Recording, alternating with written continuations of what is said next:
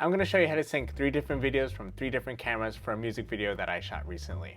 But of course, this kind of tutorial will apply to any other multicam project that you got, like a podcast.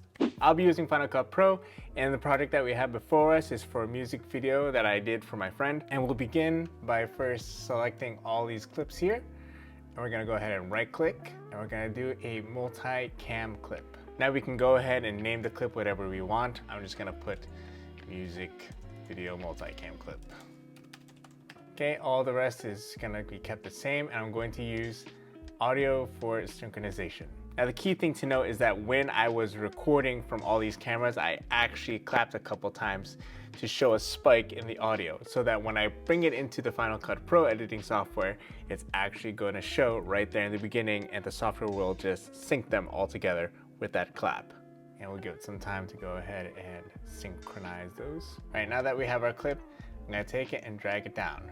Now, as you can see here, it's only one clip on the timeline. But now I wanna go ahead and see the different video and audio angles that I have. I'm gonna go up here to the top right-hand corner, hit View, Angles, and there we go. Now I'm also gonna hide this left-hand side here by clicking over here in the top right-hand corner. There we go, much clearer. Here I have 3 different cameras with 3 different angles. I got a wide shot, tight angle, and I was going around with a gimbal for the third one. I'm gonna go ahead and alternate through all of these, but I just want you to get a good idea of how this will be done.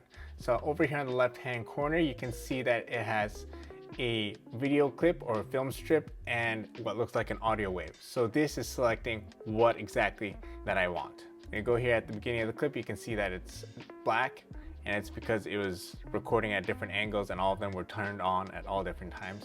So I'm gonna go and move up, zoom into the timeline here, and you can see the 3 claps that I made. I'll just play it real quick. That's it. Now when I cut the rest of the video, we're gonna actually see if everything lines up correctly, and it should. Because I only know I want to use one audio source, which is this wide angle, I'm gonna go ahead to this left-hand corner and click off of this and go to the film strip. This makes sure that I'm only selecting different video parts to cut to when I'm playing throughout the multi-cam clip.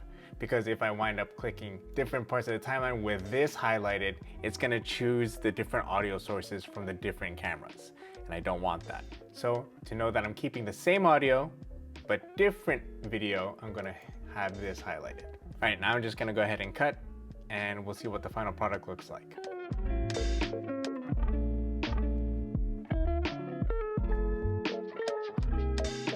So I'm a minute into my edit, and as you can see, all I have to do is just click these different thumbnails of the video and it just automatically cuts to that.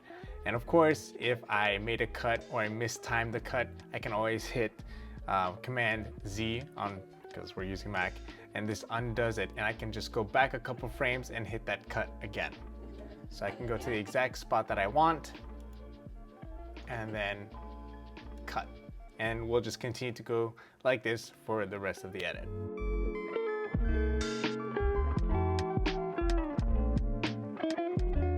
No, it's all right. I was moving my gimbal to a different location, so I'm gonna keep that angle.